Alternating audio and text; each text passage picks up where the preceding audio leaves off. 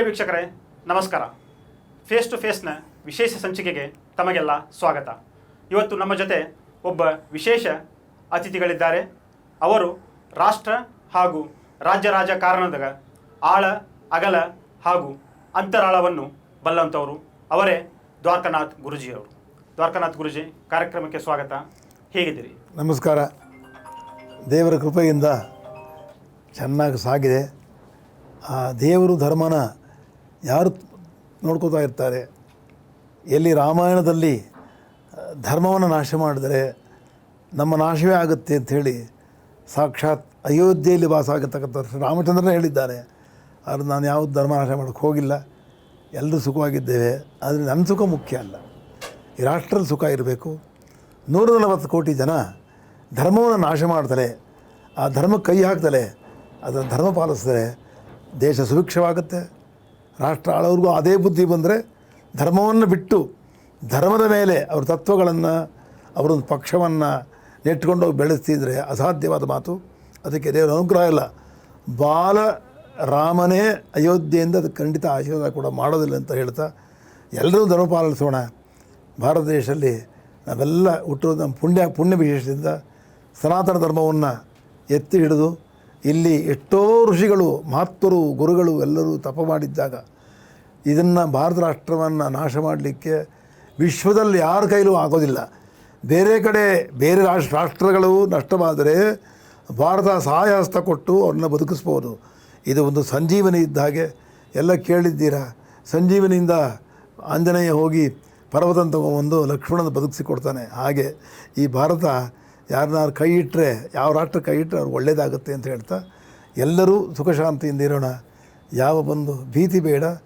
ಧರ್ಮವನ್ನು ನಾಶ ಮಾಡ್ತಕ್ಕಂಥ ಬುದ್ಧಿಯನ್ನು ಬಿಟ್ಟು ನಾವೆಲ್ಲರೂ ಸುಖವಾಗಿರ್ಬೇಕಾದ್ರೆ ಧರ್ಮಾಶ್ರಯದಲ್ಲಿ ಹೋಗಬೇಕು, ದೈವಭಕ್ತರಾಗಿರಬೇಕು, ಧರ್ಮಕ್ಕೆ ನಮ್ಮ ಕೈಲಾದ ಪೋಷಣೆಯನ್ನು ಮಾಡಬೇಕು ಅಂತ ಹೇಳ್ತಾ ಈ ನಿಮ್ಮೆಲ್ಲರ ಮುಂದೆ ಇದ್ದೇನೆ. ಏನು ನನಗೆ ಎಷ್ಟು ಜ್ಞಾನತಾವಾಪಿ, ಎಷ್ಟು ಜ್ಞಾನ ಇದೆಯೋ ಅಷ್ಟು ಕೂಡ ಆಳಕ್ಕೆ ಹೋಗಿ ನಾನು ಸರಿಯಾದ ಉತ್ತರವನ್ನು, ಯಾವ ಭೀತಿ ಇಲ್ಲ, ಯಾರಿಂದ ನನಗೆ ಆಗಬೇಕಾದ್ದೇನೂ ಇಲ್ಲ, ಯಾರನ್ನು ನಾನೇನು ಕೇಳಿಲ್ಲ, ಕೇಳೋ ಅವಶ್ಯಕತೆಯೂ ಇಲ್ಲ. ನನಗೆ ಪ್ರಜೆಗಳಿಗೆ ಒಳ್ಳೆಯದಾಗಬೇಕು, ಸತ್ಯವನ್ನು ಹೇಳಬೇಕು ಅಂತ ತಿಳ್ಕೊತೀನಿ. ಸತ್ಯವನ್ನೇ ಪ್ರತಿಪಾದನೆ ಮಾಡಿ ನನಗೇನು ಅಲ್ಪಜ್ಞಾನ ಏನು ತಿಳಿದಿದೆ ಅದನ್ನು ಹೇಳ್ತೀನಿ. ನನಗಿಂತ ಬೇಕಾದಷ್ಟು ಜ್ಞಾನಿಗಳು, ಬುದ್ಧಿವಂತರು, ತಪಸ್ವಿಗಳು, ಹಿರಿಯರು ಬೇಕಾದಷ್ಟು ಜನ ಇದ್ದಾರೆ. ಅವರೆಲ್ಲರಿಗೂ, ಮಹಾತ್ಮರಿಗೆಲ್ಲರೂ ವಂದನೆ ಮಾಡ್ತಾ ನಾನು ಹಾಗೂ ನಮ್ಮ ಕುಲಗುರುಗಳಾದ ಶೃಂಗೇರಿ ಶಾರದಾ ಪೀಠದ ಭಾರತೀಯ ಮಹಾಸ್ವಾಮಿಗಳು ಸನ್ನಿಧಾನಗಳು ಶ್ರೀ ವಿಜಯೇಂದ್ರ ಭಾರತಿಗಳನ್ನು ನಮನ ಮಾಡುತ್ತಾ ನಮ್ಮ ಆರಾಧ್ಯ ದೇವರು ಸುಬ್ರಹ್ಮಣ್ಯ ದೇವರನ್ನು ಸ್ಮರಣೆ ಮಾಡ್ತಾ ಈ ಕಾರ್ಯಕ್ರಮವನ್ನು ಅವರು ಯಾವ ರೀತಿ ರಾಷ್ಟ್ರಕ್ಕೆ ಅನುಕೂಲ ಮಾಡಬೇಕು ಅಂತ ಏನು ಕೇಳ್ತಾರೋ ಅದಕ್ಕೆ ಉತ್ತರ ಕೊಡ್ತೇನೆ ನಾನು. ಪ್ರಸ್ತುತ ಲೋಕಸಭೆ ಚುನಾವಣೆ ದೇಶಾದ್ಯಂತ ನಡೀತಾ ಇದೆ. ಸೊ ನಿಮ್ಗೆ ಗೊತ್ತಿರೋ ವಿಷಯ. ಸೊ ಈ ಸಂಬಂಧವಾಗಿ ನಾವು ಮಾತಾಡೋದಾದರೆ, ನಿಮಗೆ ಸುದೀರ್ಘವಾಗಿ ಇಂದಿರಾ ಗಾಂಧಿ ಕಾಲದಿಂದ, ದೇವರಾಜ ಅರಸು ಅವರ ಕಾಲದಿಂದ ಈಗಿನ DK ಶಿವಕುಮಾರ್ ಅವರವರೆಗೂ ಕೂಡ ನಿಮಗೆ ರಾಜಕಾರಣಿಗಳ ಜೊತೆ ಅತ್ಯಂತ ನಿಕಟವಾದ ಒಡನಾಟ ಇದೆ. ಹಾಗೂ ರಾಷ್ಟ್ರ ಹಾಗೂ ರಾಜ್ಯ ರಾಜಕಾರಣದ ಒಳಸುಳಿವನ್ನು ನೀವು ಬಲ್ಲವರು. ಜೊತೆಗೆ ಬಹುತೇಕ ರಾಜಕಾರಣಿಗಳ ಜಾತಕ ನಿಮ್ಮ ಕೈಯಲ್ಲಿದೆ, ಅಂದರೆ ಜಾತಕ ನಿಮಗೆ ಗೊತ್ತು. ಸೊ ಈ ದೃಷ್ಟಿಯಲ್ಲಿ ಕೇಳೋದಾದರೆ, ಪ್ರಸ್ತುತ ಲೋಕಸಭಾ ಚುನಾವಣೆಯನ್ನು ಯಾವ ರೀತಿ ನೀವು ನೋಡ್ತಾ ಇದ್ದೀರಿ? ಸಾರ್ವತ್ರಿಕ ಚುನಾವಣೆ ಅಂತಂದರೆ ಭಾರತದ ಒಂದು ಮೆಟ್ಟಲನ್ನು ಮತ್ತೆ ಏರಿ ಬಂದಿದ್ದೇವೆ. ಹಿಂದೆ ಏನು 5 ವರ್ಷ ಕೆಳಗಿತ್ತು ಅದಕ್ಕಿಂತ ಮಿಗಿಲಾಗಿ ಜನಕ್ಕೇನು ಸಹಾಯ ಮಾಡ್ಬೋದು, ಅವ್ರಿಗೇನು ಉದ್ಯೋಗ ಕೊಡ್ಬೋದು, ಸರ್ಕಾರ ವೈಫಲ್ಯ ಎಲ್ಲೆಲ್ಲಾಗಿದೆ ಅಂತ ಪರೀಕ್ಷೆ ಮಾಡಿಕೊಂಡು ಏನು ಕೊಡೋಕ್ಕಾಗುತ್ತೆ, ಏನು ಕೊಡೋಕ್ಕಾಗಲ್ಲ ಅಂತಕ್ಕಂಥ ಒಂದು ಚಿಂತನೆಯಿಂದ ಈ ಸಾರ್ವತ್ರಿಕ ಚುನಾವಣೆ ಭಾರತ ದೇಶಕ್ಕೆ ಒಂದು ದೊಡ್ಡ ಹಬ್ಬ ಅಂತಲೇ ಹೇಳ್ತೀನಿ ಅದನ್ನು. ಆದರೆ ನಮ್ಮ ಭಾರತ ರಾಷ್ಟ್ರ ಪ್ರಜೆಗಳು ಇನ್ನೂ ಭಗವಂತನು ನಮಗೆ ಕೊಟ್ಟ ಸ್ವಾತಂತ್ರ್ಯವನ್ನು ಓಟಿನ ಮೂಲಕ ಏನು ಬೇಕು ಅಂತ ಹೇಳಿದರೆ ಇನ್ನೂ ಅದರಲ್ಲಿ ಜ್ಞಾನ ಪಡ್ಕೊಳ್ಳೋದು ವಿಫಲರಾಗಿದೆ ಅಂತ ಹೇಳೋಕ್ಕೆ ತುಂಬ ವಿಷಾದಿಸ್ತೇನೆ. ಅದನ್ನು ಎಲ್ಲರೂ ಓಟ್ ಮಾಡಬೇಕಾದ ಧರ್ಮ, ನಮ್ಮ ಹಕ್ಕು ನಾವು ಚಲಾಯಿಸಬೇಕು. ನಮಗೇನು ಬೇಡವೋ ಬೇಡ, ನಮಗೇನು ಬೇಕೋ ಬೇಕು, ಬೇಕು ಬೇಡ ಅನ್ನೋದನ್ನು ನಮ್ಮದು ಇಟ್ಕೊಂಡು ನಾವು ಅವ್ರು ಸರಿ ಇಲ್ಲ ಇವ್ರು ಸರಿ ಇಲ್ಲ ಅಂತ ಹೇಳಿದ್ರೆ ತಪ್ಪಾಗುತ್ತೆ. ಎಲ್ಲ ಇಡೀ ಭಾರತ ರಾಷ್ಟ್ರ 140 ಕೋಟಿ ಜನರೂ ಯಾರು ಅರ್ಹರ ಓಟ್ ಮಾಡೋಕ್ಕೆ ಓಟ್ ಮಾಡಿದಾಗ ಮಾತ್ರ ಅವರಿಗೆ ಬೇಕು ಬೇಡ ಅಂತ ಹೇಳ್ತಕ್ಕಂಥ ಅಧಿಕಾರ ಇದೆ ಅಂತ ಸ್ಪಷ್ಟವಾಗಿ ಹೇಳಬಲ್ಲೆ. ಈ ಸಮಯದಲ್ಲಿ ಈ ಒಂದು ಸಾರ್ವತ್ರಿಕ ಚುನಾವಣೆ ಸುಮಾರು ಹತ್ತತ್ರ 2 ತಿಂಗಳ ತನಕ ನಡೆಯುತ್ತೆ. ಇನ್ನು ಆಗಲೇ ಮಧ್ಯಭಾಗದಲ್ಲಿ ಇದ್ದೇವೆ. ನಿಮಗೆಲ್ಲ ಗೊತ್ತಿದೆ, ಈ ವರ್ಷ ಕ್ರೋಧನಾಮ ಸಂವತ್ಸರ ಆರಂಭವಾಗಿದೆ. ಕ್ರೋಧ ಅಂದರೆ ನಿಮ್ಗೆ ಗೊತ್ತಿದೆ. ಕ್ರೋಧ ಅಂದರೆ ಏನು? ಮನಸ್ಸು ವಿಭಿನ್ನವಾಗಿರ್ತಕ್ಕಂಥದ್ದು, ಕೋಪ ತಾಂಡವಾಡೋದು, ಮುಗ್ಧತೆಯನ್ನು ಕಳ್ಕೊಳ್ಳೋದು, ಬಿರುಸಾಗಿ ಮಾತನಾಡ್ತಕ್ಕಂಥದ್ದು, ಮುಖದಲ್ಲಿ ಶಾಂತಿ ಇರತಕ್ಕಂಥದ್ದು, ಹಸನ್ಮುಖರಾಗಿಳಿದಲೇ ಆ ಒಂದು ಕೋಪದ, ಒಂದು ಆರ್ಭಟದ, ಒಂದು ಸತ್ಯವನ್ನು ಮುಚ್ಚಿಟ್ಟು ಬೇರೆಯನ್ನು ಬೆಳಕ ಪ್ರಯತ್ನ ಮಾಡ್ತಕ್ಕಂಥ ಸಂವತ್ಸರವೇ ಈ ಸಂವತ್ಸರ. ಸಂವತ್ಸರ ಹೇಳಿದೆಯಲ್ಲ, ಸಂವತ್ಸರ ಏನು ಅಂತ. ಇಷ್ಟು ಸಂವತ್ಸರದ ಬಗ್ಗೆ ನಿಮಗೆ ಗೊತ್ತೇನು ಸಂವತ್ಸರ ಅಂತ ಹೇಳಿ? ಆ ಸಂವತ್ಸರ ತನ್ನ ಕೆಲಸವನ್ನು ತಾನು ಮಾಡುತ್ತದೆ ಅಷ್ಟೇ. ಕ್ರೋಧ, ಎಲ್ಲರಿಗೂ ಕ್ರೋಧ ಇದೆ, ಇಡೀ ರಾಷ್ಟ್ರದಲ್ಲೇ ಕ್ರೋಧ ಇದೆ. ನಾನು ಹಿಂದೆಯೇ ಒಂದು ಸಂದರ್ಭದಲ್ಲಿ ವಿಷಯ ಸಂದರ್ಶನದಲ್ಲಿ ನಾನು ಆಗಲೇ ಹೇಳಿದ್ದೇನೆ, ಕೂಜಾ ಶನಿ ಬಂದಾಗ ಮಕರದಲ್ಲಿ ಸಂಘರ್ಷಣೆ ಆಗುತ್ತೆ, ಎಷ್ಟೋ ವಿಚಾರ ಬೆಳಕಾಗಿ ಬರುತ್ತೆ, ಪರಗಳ ಕಷ್ಟವಾಗುತ್ತೆ, ಶಾಂತಿ ನೆಲೆಸಲ್ಲ ಭಾರತದಲ್ಲಿ ಅಂತ ಹಿಂದೆ ಹೇಳಿಬಿಟ್ಟಿದ್ದೇನೆ. ನೋಡ್ತಾ ಇದ್ದಾರೆ ನಡೀತಿದೆ ಅಂಥೇಳಿ. ಅದು ನಾವು ಹೇಳೋದು ನಡೆದಾಗ ಸತ್ಯ ನಿಮಗೆ ಗೊತ್ತಾಗುತ್ತೆ. ನಾನು ಹೇಳಬೇಕು, ನಾನು ಹೇಳ್ತಾ ಇಲ್ಲ, ಆ ಪರಮಾತ್ಮನ ದಯೆ ಇರಬೇಕು. ಎಷ್ಟು ವಿದ್ಯೆ ಇದ್ದರೂ ಕೂಡ ನಾಲ್ಗೆ ಮೇಲೆ ಸರಸ್ವತಿ ಇದ್ದರೆ ಮಾತ್ರ ಹೇಳಲಿಕ್ಕಾಗುತ್ತೆ, ಇದನ್ನು ಖಂಡಿತ ಆಗೋಲ್ಲ. ಆ ಸರಸ್ವತಿ ನಮ್ಮ ಹತ್ರ ಒಳ್ಳೇದು ನುಡಿಸ್ತಿ, ಒಳ್ಳೆಯ ಒಂದು ದಾರಿ ಹಾಕ್ಕೊಡ್ಬೇಕು ಅನ್ನೋ ಆಸೆಯಿಂದ ಬಂದಿದ್ದೇನೆ ಇಲ್ಲಿ. ಗುರುಜಿ, ಒಂದು ವಿಷಯ ಹೇಳಿ. NDA ಮೈತ್ರಿಕೂಟವನ್ನು ಪ್ರಧಾನಿ ನರೇಂದ್ರ ಮೋದಿಯವರು ಮುನ್ನಡೆಸ್ತಾ ಇದ್ದಾರೆ ಈ ಚುನಾವಣೆಯಲ್ಲಿ, ಹಾಗೂ ಇಂಡಿ ಮೈತ್ರಿಕೂಟವನ್ನು ರಾಹುಲ್ ಗಾಂಧಿಯವರು ಪ್ರಮುಖವಾಗಿ ಹಾಗೂ ಮಲ್ಲಿಕಾರ್ಜುನ್ ಖರ್ಗೆ ಅವರು ಮುನ್ನಡೆಸ್ತಾ ಇದ್ದಾರೆ. ಸೊ ಇವರ ಒಂದು ಜಾತಕವನ್ನು ನೋಡೋದಾದರೆ, ಸೊ ಈ ಮೈತ್ರಿಕೂಟಗಳು ಈ ಚುನಾವಣೆಯಲ್ಲಿ ಇವರ ಪ್ರಭಾವ ಎಷ್ಟರ ಮಟ್ಟಿಗಿರುತ್ತೆ? ಅಂದರೆ ಯಾರು ಗೆಲ್ತಾರೆ, ಯಾರು ಸೋಲ್ತಾರೆ, ಯಾರಿಗೆ ಎಷ್ಟು ಸೀಟ್ ಬರ್ಬೋದು? 2014ರಲ್ಲಿ BJPಯವರು ಬಹುಮತದೊಂದಿಗೆ ಪ್ರಧಾನಮಂತ್ರಿ ಮೋದಿಯವರನ್ನು ತಗೊಂಬಂದು ಈ ರಾಷ್ಟ್ರವನ್ನು ಕಳೆದ 10 ವರ್ಷದಿಂದ ಆಳ್ಬಿಟ್ಟಿದ್ದಾರೆ. ಈಗಾಗಲೇ ಈಗ ಅವತ್ತಿದ್ದಂತಕ್ಕಂಥ ಹಸನ್ಮುಖಿ ಪ್ರಧಾನಮಂತ್ರಿ ನೋಡೋದು ತುಂಬ ಕಷ್ಟವಾಗಿದೆ. ಹಸನ್ಮುಖವೂ ಇಲ್ಲ, ಅವರ ಶಾಂತಿಯೂ ಇಲ್ಲ, ಅವರ ಗುರಿ ಏನಿದ್ರೂ ಚುನಾವಣೆ ಆಗಿಬಿಟ್ಟಿದೆ. ಯಾವ ಮನುಷ್ಯನಿಗೆ ಒಂದು ರಾಷ್ಟ್ರವನ್ನು ತಗೊಂಡು ಹೋಗಬೇಕಾದ್ರೆ ಬ್ರಹ್ಮ ತಪಸ್ಸಿನ ಆ ಬ್ರಹ್ಮಕಳೆಯೇ ಬರಬೇಕು ಅವನಿಗೆ. ಅದು ಯಾಕೆ ಗೊತ್ತಾಗಿಲ್ಲ? ಬೇಕಾದ್ರೆ ತಾವು 10 ವರ್ಷದ ಕೆಳಗೆ ನೋಡಿ, ಇವತ್ತಿನ ನೋಡಿ, ಹೇಗೆ ಅವರ ಮುಖದಲ್ಲಿ ಆ ಶಾಂತಿಯಾಗಲಿ, ಆ ನಗು ಆಗಲಿ, ಆ ಸಮಾಧಾನ ಆಗಲಿ, ಆ ಸಂತೋಷವಾಗಲಿ ಕಳ್ಕೊಂಡಿದ್ದಾರೆ. ಅಲ್ಲಿಗೆ ಸಂವತ್ಸರ ಏನು ನಡೀತಿದೆ ಆ ಸಂವತ್ಸರ ಕರೆಕ್ಟಾಗಿ ಅವ್ರ ಮುಖಭಾವ ಇದೆ ಅಂತ ಖಂಡಿತವಾಗಿ ಹೇಳಬಲ್ಲಿದ್ದಾರೆ. ಅಂದರೆ ನಿಮ್ಮ ಪ್ರಕಾರ ನರೇಂದ್ರ ಮೋದಿಯವರು ಮತ್ತೆ ಅಧಿಕಾರಕ್ಕೆ ಬರಲ್ಲ? ನನಗೆ ನೋಡಿ, ಮನುಷ್ಯನಿಗೆ ಕೋಪ, ದ್ವೇಷ, ಉನ್ಮತ್ತನಾಗಬಾರ್ದು. ಚುನಾವಣೆಗಳು ಬರುತ್ತೆ ಹೋಗುತ್ತೆ, ಅದು ಈ ರಾಷ್ಟ್ರದ ಪ್ರಜೆಗಳ ಅದೊಂದು ಪ್ರಕ್ರಿಯೆ ಅಷ್ಟೇ, ಅದೇನು ಬೇರೆ ಇಲ್ಲ. ಅದಕ್ಕೇನು ದೊಡ್ಡದಾಗಿ ನಾವೇನು ಥರ್ಡ್ ವರ್ಲ್ಡ್ ವಾರ್ ಆರಂಭ ಮಾಡಬೇಕಾಗಿಲ್ಲ. ಥರ್ಡ್ ವರ್ಲ್ಡ್ ವಾರ್ ಇಂಟ್ರೆಸ್ಟ್ ಆಗಿದೆ ಈಗ ನಮ್ಮ ರಾಷ್ಟ್ರದಲ್ಲಿ. ಈಗ ನಾನು ಪ್ರಧಾನಮಂತ್ರಿಯವರು ಬರಲ್ಲ ಅಂತ ನಾನು ಹೇಳಲ್ಲ, ಅಥವಾ ನಾಳೆ NDA ಕೂಟ ಬಂದು ಕೂತ್ಕೊಂಡ್ಬಿಡುತ್ತೆ ಅಂತ ನಾನು ಹೇಳೋಕ್ಕೆ ಗ್ರಹಗಳ ದಾಖಲೆಗಳು, ಗ್ರಹಗಳಿರ್ತಕ್ಕಂಥ ಸ್ಥಾನಗಳು ಅಷ್ಟು ಶುದ್ಧವಾಗಿ ಕಾಣೋದಿಲ್ಲ. ಇಷ್ಟು ಮಾತ್ರ ಹೇಳಬಲ್ಲೆ, 10 ವರ್ಷದಿಂದ ಇಲ್ಲಿವರೆಗೂ ಗಂಟೆ, ಜಾಗಟೆ, ತಾಳ, ಮೊದಲೇ ಏನು ಮಾಡಿದ್ರು ಎಲ್ಲ ಭಾರತೀಯರು ಒಗ್ಗಟ್ಟಾಗಿ ಪ್ರಧಾನಮಂತ್ರಿ ಹಿಂದೆ ನಿಂತ್ಕೊಂಡಿದ್ದರು. ಈಗ ಜಾಗಟೆ, ಗಂಟೆ, ಶಂಖ ಯಾವುದೂ ಕೆಲಸ ಮಾಡುತ್ತಾ ಇಲ್ಲ. ಈಗ ಕರೆದರೆ ಯಾರೂ ಬರೋರು ಕಷ್ಟ ಆಗುತ್ತೆ. ಯಾಕೆ ಹೇಳಿದೆ ಅಂತಂದರೆ, ಮನುಷ್ಯನಿಗೆ ಬುದ್ಧಿಬಲ, ದೈವಬಲ, ಗುರುಬಲ, ಹಿರಿಯರ ಪುಣ್ಯ, ರಾಷ್ಟ್ರದ ಪ್ರಜೆಗಳ ಅನುಗ್ರಹ 5 ಬೇಕು. 5ಕ್ಕೆ 5 ಇದೆ ಅಂತ ನೋಡಿದಾಗ 5ರಲ್ಲಿ ಯಾವುದೋ ಒಂದು ಭಾಗ ಇರೋಲ್ಲ, ಅಲ್ಲಿ ಕೊರತೆ ಇದೆ. ಆ ಕೊರತೆಯಿಂದಾಗಿ ಯಾವ ರೀತಿ ಕಳೆದ ಚುನಾವಣೆಯಲ್ಲಿ ಏಕಾಂಗಿಯಾಗಿ ದೊಡ್ಡ ಮಟ್ಟದಲ್ಲಿ ಎಲ್ಲರನ್ನೂ ಸೋಲಿಸಿ 80ಕ್ಕೆ 80 ಸೀಟು, 70ಕ್ಕೆ 70 ಸೀಟು ತೊಗೊಂಡು ಬಂದರು, ಆ ರೀತಿ ಯುದ್ಧವನ್ನು ಖಂಡಿತ ಮಾಡೋದು ಅಸಾಧ್ಯವಾಗುತ್ತೆ.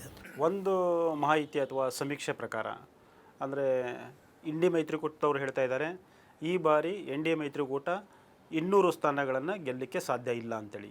ಇನ್ನೊಂದು ಕಡೆ ಎನ್ ಡಿ ಎದವ್ರು ಹೇಳ್ತಾ ಇದ್ದಾರೆ, ಇಲ್ಲ ಅಬ್ಕಿ ಬಾರ್ 400 ಪಾರ್ ಅನ್ನೋದೇ ಅವ್ರ ಘೋಷಣೆ. ಅಂದರೆ ಈ ಬಾರಿ ನಾವು 400ಕ್ಕಿಂತ ಹೆಚ್ಚು ಸೀಟ್ಗಳನ್ನ ಗೆಲ್ತೀವಿ. ಯಾಕಂದರೆ ಒಂದು 10 ವರ್ಷಗಳ ಮೋದಿಯವರ ಸಾಧನೆ ಹಾಗೂ ಭಾರತ ಎಲ್ಲ ರಂಗದಲ್ಲೂ ಪ್ರಕಾಶಮಾನವಾಗಿದೆ.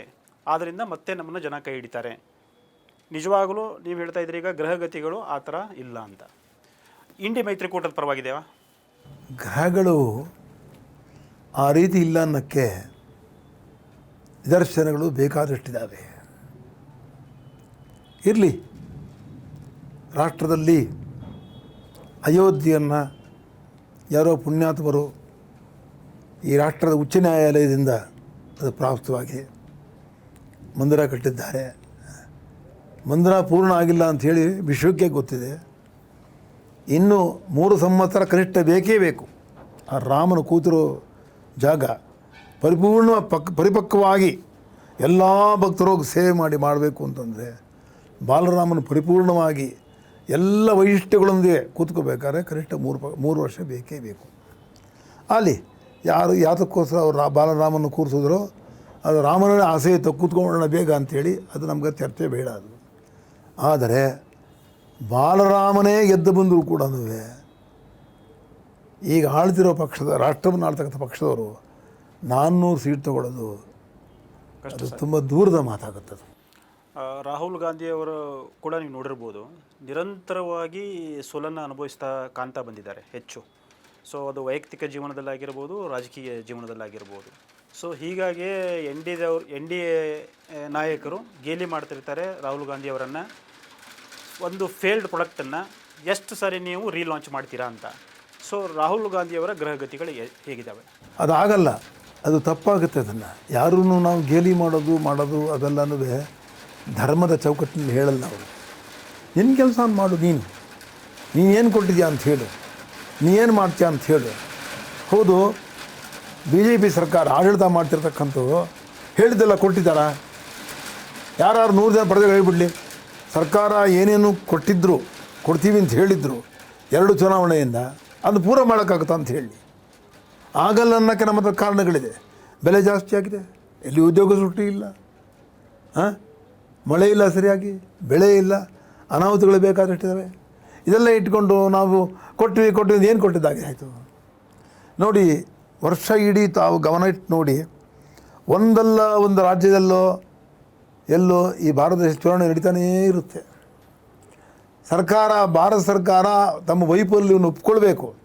ಅಷ್ಟು ದೊಡ್ಡ ಮಟ್ಟದ ಸರ್ಕಾರ ಮಾಡ್ತಕ್ಕಂಥ ರಾಷ್ಟ್ರದಲ್ಲಿ ಎಲ್ಲ ಪ್ರತಿಯೊಂದು ಗೋವಾಗೆ ಹೋಗ್ತೀನಿ, ಪಾಂಡಿಚೇರಿಗೆ ಹೋಗ್ತೀನಿ ಅಂತೇಳಿ ಆ ಕಡೆ ಗಮನ ಕೊಟ್ಟರೆ ದೇಶ ನೋಡೋರು ಯಾರಾಗಾರೆ? ರಾಹುಲ್ ಗಾಂಧಿ ಅವರನ್ನು ಈ ದೇಶ, ಈ ಮತದಾರರು ಒಬ್ಬ ನಾಯಕನಾಗಿ ಒಪ್ಕೊಳ್ತಾರ? ಈ ಚುನಾವಣೆಯೆಲ್ಲರೂ ಒಪ್ಕೊಳ್ತಾರ ಅಂತ ನಾನು ಅಲ್ಲಿಗೆ ಬರ್ತಾ ಇದ್ದೀನಿ. ಅಲ್ಲಿ ನೋಡಿ, ಮೇಲಕ್ಕೆ ಹೋದನ್ನು ಕೆಳಗೆ ಬರಲೇಬೇಕು, ಕೆಳಗೆ ಬಂದು ಮೇಲೆ ಹೋಗಲೇಬೇಕು. ದೈವ ನಿಯಾಮಕ. ನನ್ನ ಕೈಲೂ ಇಲ್ಲ, ನಿಮ್ಮ ಕೈಲೂ ಇಲ್ಲ. ಅದನ್ನು ನೀವು ಯಾರನ್ನು ಎಷ್ಟು ಗೇಲಿ ಮಾಡಿದ್ರು ಕೂಡ ಹೌದು, BJP ಒಂದು ತಾಕದಲ್ಲಿ ಬರೋದಕ್ಕಾಗದೇ ಇಲ್ಲ. ಕಾಂಗ್ರೆಸ್ದೇ ಭಾರತ ಅಂದರೆ ಕಾಂಗ್ರೆಸ್ ಭಾರತ ಅಂತಿತ್ತು. ಅದಾಯ್ತಾ? ಇವಾಗತ್ತು ಆಗಿಲ್ಲ, ಒಂದು ಕೂತಿದ್ದಾರೆ. ಕಾಲಚಕ್ರ ಬದಲಾಗ್ತಾ ಇರುತ್ತೆ. ಅದೇ ಕಾಲಚಕ್ರ ಬರ್ತಾ ಇದೆ. ನಾನು ಅವ್ರು ಬರ್ತಾರೆ ಅಂತ ಈಗ ಬರ್ತಾರೆ ನಾನು ಖಂಡಿತವಾಗಿ ಹೇಳೋಕ್ಕೆ ನನ್ನ ಹತ್ರ ಯಾವುದೂ ಆ ಗ್ರಹಬಲಗಳು ಸರಿ ಇಲ್ಲ. ಆದರೆ ರಾಷ್ಟ್ರವನ್ನು ಆಳೋರಿಗೆ ಒಂದು ಬ್ರೇಕ್ ಅಂತೂ ಹಾಕ್ತಾರೆ.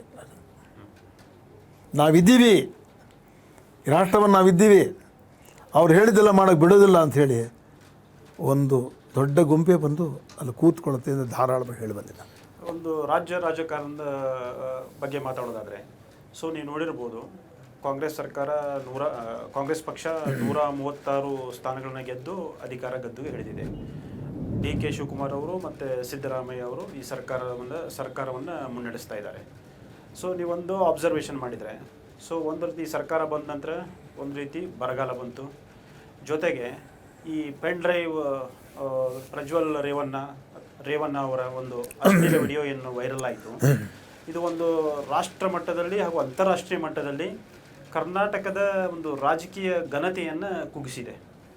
ಸೊ ಒಂದು ರೀತಿಯ ನಕಾರಾತ್ಮಕ ಅಂಶಗಳು ಹೆಚ್ಚಾಗ್ತಾ ಇದ್ದಾವೆ. ಅಂದರೆ ಒಂದು ಕಡೆ ರಾಮೇಶ್ವರಂ ಕೆಫೆಲ್ ಬ್ಲಾಸ್ಟ್ ಆಗುತ್ತೆ, ಇನ್ನೊಂದು ಕಡೆ ಒಂದು ಕಾಲೇಜ್ ವಿದ್ಯಾರ್ಥಿನಿ ಹತ್ಯೆ ಆಗುತ್ತೆ. ಆಮೇಲೆ ಭಯೋತ್ಪಾದಕರು ಕೂಡ ಅಲ್ಲಲ್ಲಿ ಶಿವಮೊಗ್ಗ ಆಗಿರ್ಬೋದು, ಮಂಗಳೂರಲ್ಲಿ ಕುಕ್ಕರ್ ಬ್ಲಾಸ್ಟ್ ಆಗಿರ್ಬೋದು, ಹೆಚ್ಚು ತಲೆ ಎತ್ತಾ ಇದ್ದಾರೆ.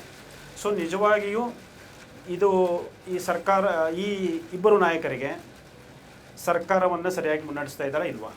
ನಿಮಗಾಗಲೇ ಹೇಳಿದ್ದೇನೆ, ಕ್ರೋಧನಾಮ ಸಂವತ್ಸರಕ್ಕೆ ಅಧಿಪತಿ ಅಂಗಾರಕ, ಅಂದರೆ ಸುಬ್ರಹ್ಮಣ್ಯ ದೇವರೇ.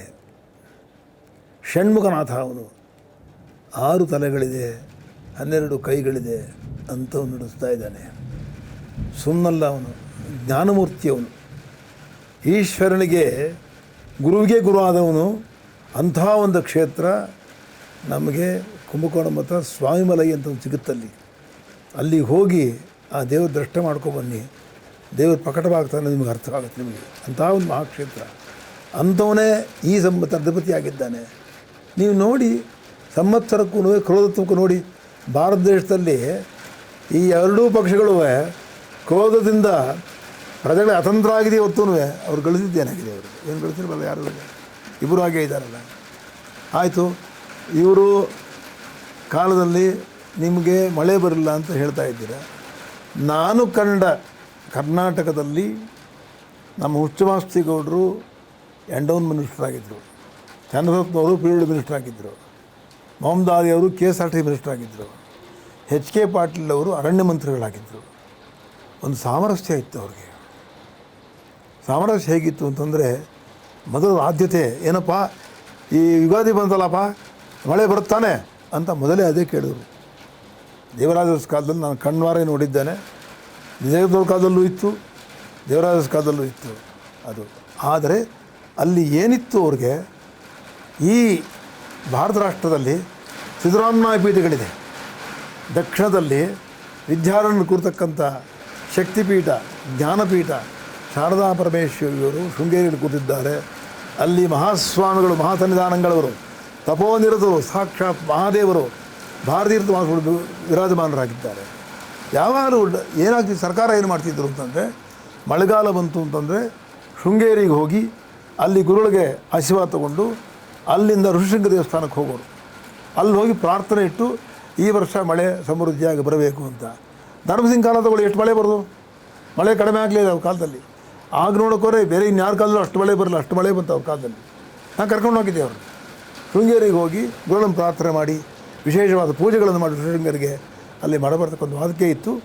ಆಮೇಲೆ ಒಂದು ನಮ್ಮ ಕರ್ನಾಟಕ ಮ್ಯಾನ್ಯುಲಲ್ಲಿ ಶೃಂಗೇರಿ ಶ್ರೀಗಳು ಯುಗಾದಿಗೆ ಮುಂಚೆ, ಅಂದರೆ ಕಾಮದಾನ ಸಮಯದಲ್ಲಿ ಅಲ್ಲಿ ಗುರುಗಳು ದಕ್ಷಿಣ ಕಾಶಿ ಅಂತ ಹೆಸರಾಗಿರ್ತಕ್ಕಂಥ ಶ್ರೀಕಂಠೇಶ್ವರ ಸ್ವಾಮಿಯವರಿಗೆ ಗುರುಗಳೇ ಖುದ್ದಾಗ ಅಭಿಷೇಕ ಪೂಜೆ ಮಾಡ್ತಕ್ಕಂಥವ್ರು ನಡೀತಿತ್ತು. ಆಗ ಅವ್ರ ಪುಣ್ಯವೋ, ನಾಡಿನ ಪುಣ್ಯವೋ, ಜನರ ಪುಣ್ಯವೋ ಸಾಕಷ್ಟು ಸಮೃದ್ಧಿಯಾಗಿ ಮಳೆಯಾಗಿ ಇದು ಎಲ್ಲ ಚೆನ್ನಾಗಿತ್ತು. ಇಂಥ ಬಿಸಿಲು ನಾನು ಯಾವತ್ತೂ ನೋಡೇ ಇರಲಿಲ್ಲ. 41 ಡಿಗ್ರಿ ಯಾವತ್ತೂ ಇರಲೇ ಇಲ್ಲ. ಎಲ್ಲಿಗೆ ಯಾಕೆ ತಾಪ ಯಾಕೆ ಬಂತು? ಮನುಷ್ಯನ ಪಾಪವೇ ತಾಪಕ್ಕೆ ಕಾರಣ ಅಂತ ಹೇಳುತ್ತೆ ಶಾಸ್ತ್ರ, ಧರ್ಮಶಾಸ್ತ್ರ.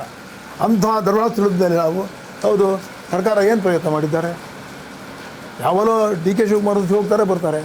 ಸರ್ಕಾರ ಯಾವ ಯುಗಾದಿ ಬಂತು ಆಗ ಹಿಂದೆ ಪದ್ಧತಿ ಏನಿತ್ತು, ಇಲ್ಲಿ ಮುದ್ರಾಯಿ ಇಲಾಖೆ ಮಂತ್ರಿಗಳು ಅಥವಾ ಅವ್ರು ನೇಮಕ ಮಾಡಿದವರು ಹೋಗಿ ಋಷಿಶೃಂಗರ ದೇವಸ್ಥಾನಕ್ಕೆ ಹೋಗಿ ನಂಜನಗೂಡಿಗೆ ಹೋಗಿ ಗುರುಗಳನ್ನು ಕೇಳಿಕೊಂಡು ಮಳೆ ಬರಲಿ ಅಂತ ಹೇಳಿ ಹೋಗಿದ್ರೆ ಸರಿ ಹೋಗೋದು. ಅಂದರೆ BJP ಅವರು ಹೇಳೋ ಪ್ರಕಾರ ಈ ಕಾಂಗ್ರೆಸ್ ಸರ್ಕಾರ ಸನಾತನ ಧರ್ಮವನ್ನು ಮತ್ತು ಹಿಂದೂ ಸಂಸ್ಕೃತಿಯನ್ನು ಪಾಲನೆ ಮಾಡ್ತಾ ಇಲ್ಲ, ಅದರ ಬಗ್ಗೆ ಇವ್ರಿಗೆ ಒಂದು ತಿರಸ್ಕಾರ ಮನೋಭಾವ ಇದೆ, ಅದು ರಿಫ್ಲೆಕ್ಟ್ ಆಗ್ತಾ ಇದೆ ಅಂತ ಅನಿಸುತ್ತೆ ಅಲ್ವಾ?